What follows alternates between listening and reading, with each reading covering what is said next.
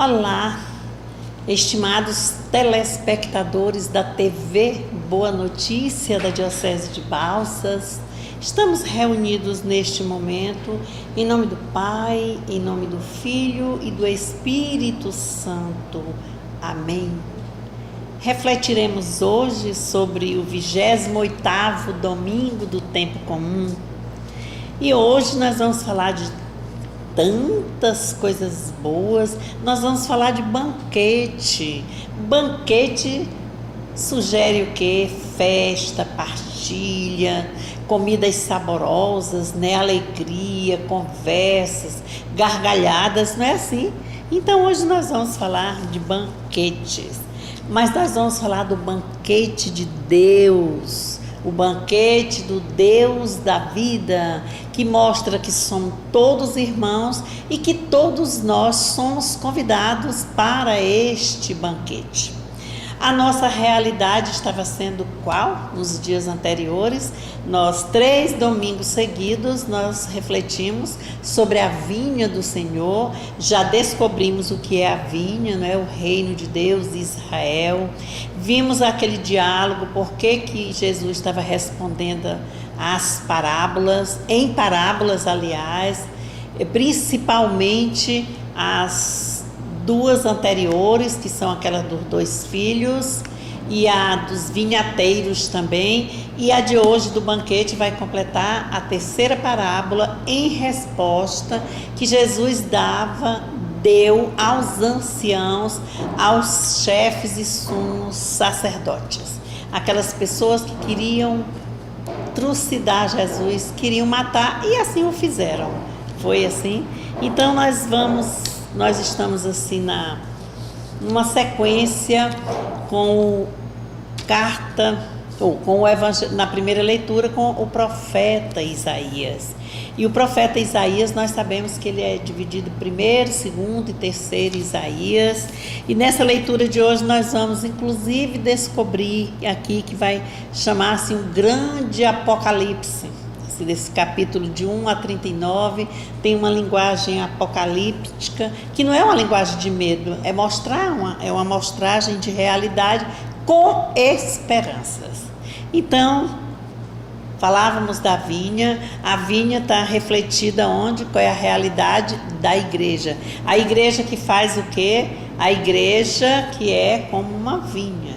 Nós somos convidados, como batizados, a trabalhar nesta vinha.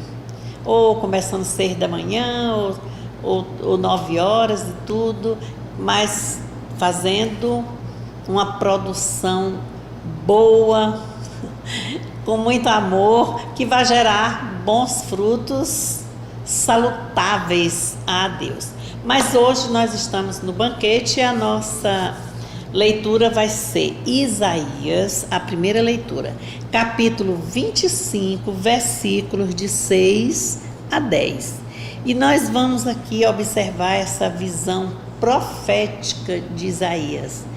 Previsto assim que a leitura foi do século 8, é uma leitura pré-exílica, antes de irem para o exílio, porque tem antes, tem durante e tem depois, após exílica.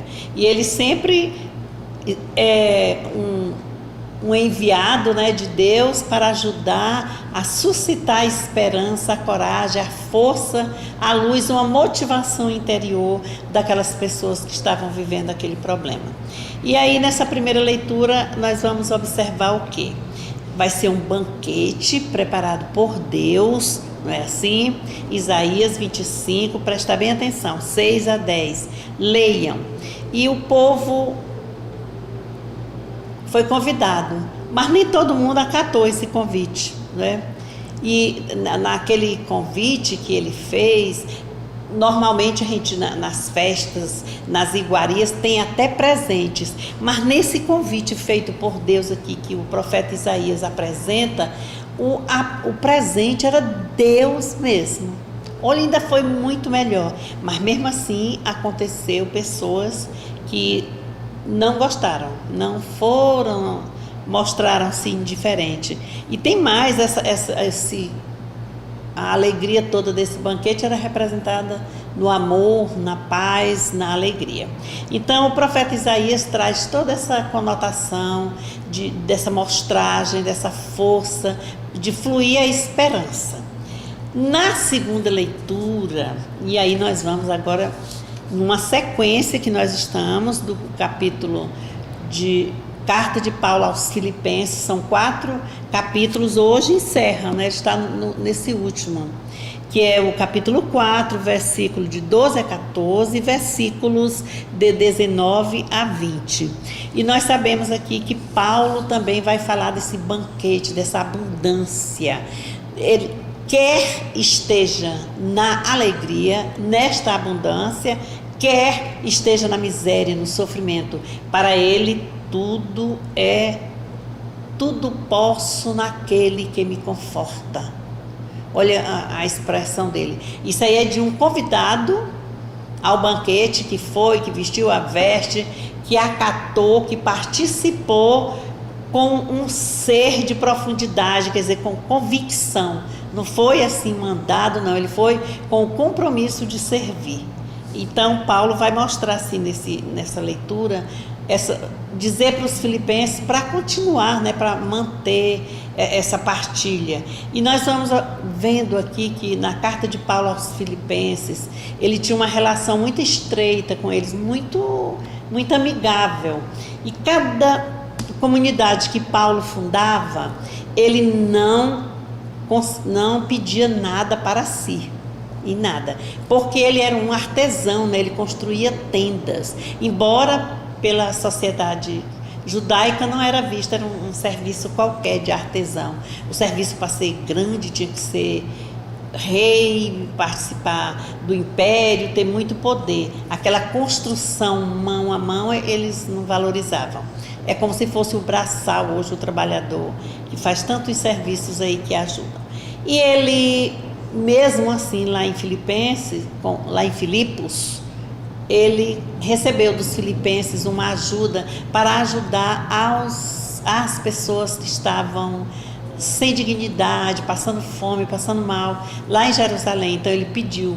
E essa comunidade ajudou muito. Então, o tema central, forte aqui dessa segunda leitura é viver a abundância, tanto na fartura quanto na miséria, e o valor da generosidade. A generosidade gera generosidade, alegria gera alegria, gentileza gera gentileza, bondade gera bondade. E aqui entre o povo, quer dizer, essa partilha que eles deram para ele, e ele está nesse capítulo aí agradecendo, só para situar um pouco.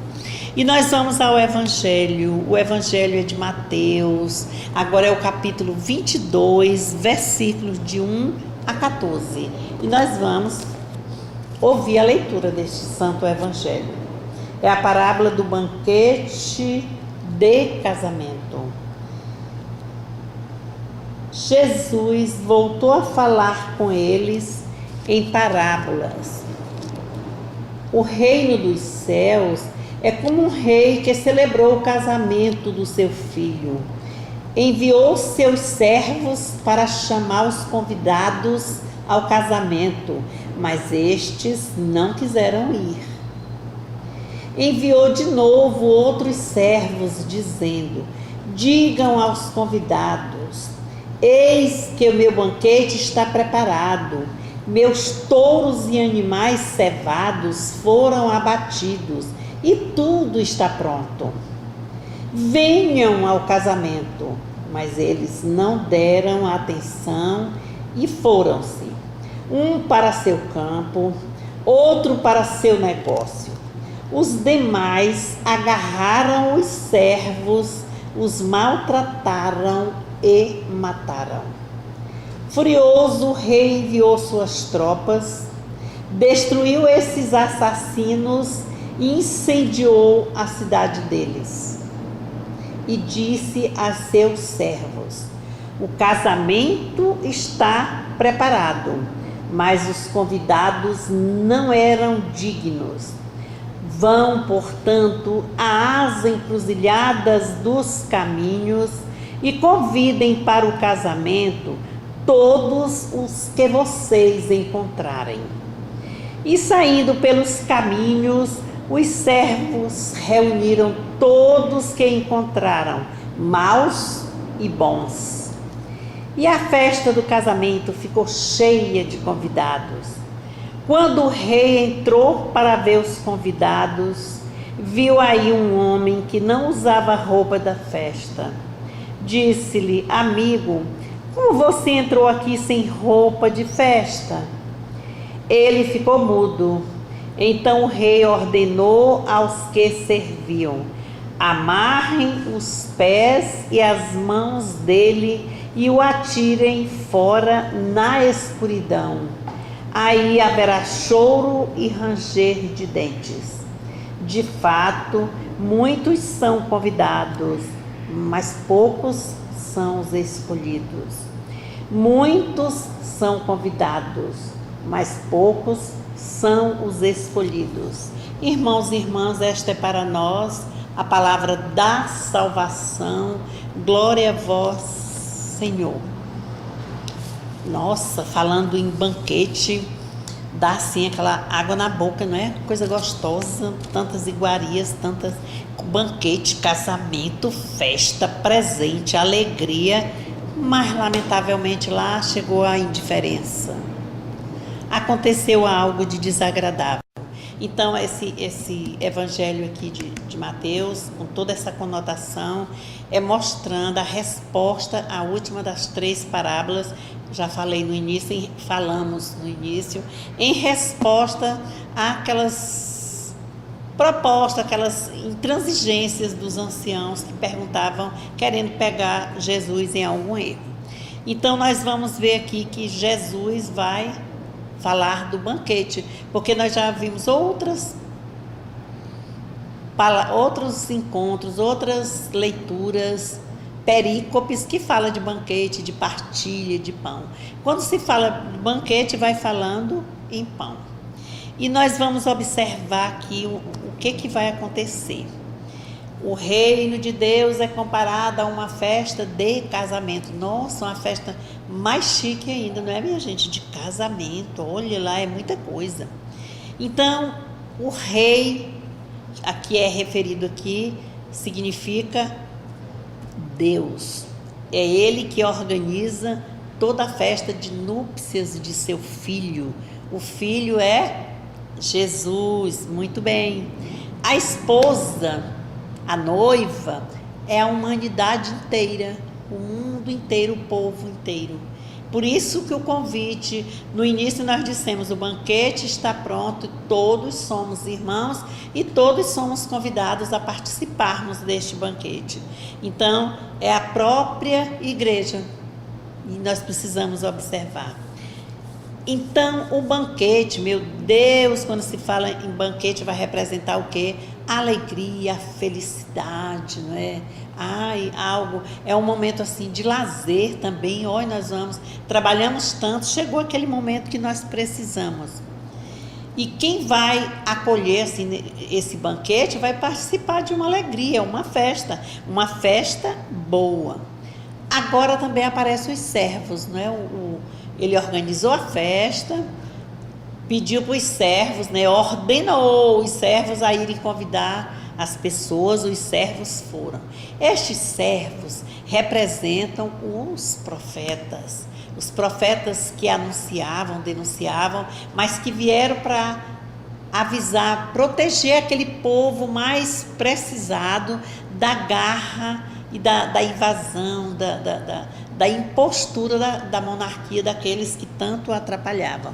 Então, os servos representam aqui os profetas. E aqui também vão ser representar isso no Antigo Testamento, mas no Novo Testamento representa os apóstolos e hoje representam nós que somos os batizados e enviados a seguir Jesus, a evangelizar. Mas fala também dos convidados, não fala? Aí os convidados, é o mundo inteiro, e pelo caminho, convide, faça isso. Aí vem, uns não aceitaram, né? Foram prepotentes, foram cuidar das suas coisas, foram indiferentes, aí manda chamar outros convidados, né? Aqueles que estão ao longo do caminho, Então, toda a humanidade aqui ela representa quando diz, são os homens do mundo inteiro que representam essa humanidade. Agora, os convidados pecadores é que estão nisso aqui, os bons, os maus, os órfãos, viúvas, os que castigam, os que caminham direito, os que correm, os que enxergam, os que ouvem, os que não ouvem, mas todos foram convidados. Então tem os primeiros convidados, não tem aqueles que o rei preparou e mandou convidar, fulano, cicrano, e eles não deram atenção. Inclusive eles foram terríveis, uns foram para os seus campos, outros não deram resposta, e os outros até maltrataram, né? Bateram, machucaram, mataram os servos, olha, inclusive na representação mataram Jesus também, né? Que é o filho. Esses convidados que recusaram, eles representam quem? Se a festa é tão boa, tem tanta coisa assim, por que vai recusar a festa? A indiferença, a vingança, a inveja, é isso que tem dentro desse tipo de pessoa. Então, mostrar a violência, a ganância, o poder, isso tudo são atitudes que vão estar presentes naqueles convidados que recusaram. Não tem outra coisa. Todos são convidados da estrada, da encruzilhada, de todo lugar, estrada com asfalto, sem asfalto, terra, dos rios, dos ribeirinhos, os ribeirinhos, né, que moram lá na beira-rio. Então, e Deus não desiste, Ele continua convidando. Agora, onde é o cenário desse banquete? O banquete era feito no monte, nós vimos lá na primeira leitura. Ao monte significa a cidade de Jerusalém, é o lugar onde tem a morada de Deus. Se a morada é de Deus, ela é de todos nós pertencemos a esta morada. Só que nós, às vezes, não nos comprometemos, não nos reconhecemos como filhos de Deus. Às vezes, a gente pensa só para pedir para aquilo que a gente quer, que supõe que tem necessidade. Mas quando é para servir, às vezes, somos esquecidos. E aí a gente não basta só convidar ou ser convidado. A gente precisa assumir a responsabilidade do convite. E aí nós observamos que lá na festa, quando já todos presentes, tem um homem, quando a gente lê assim, diz, oh meu Deus, mas ainda foi fazer isso, botou para fora, ele chamou tanta gente.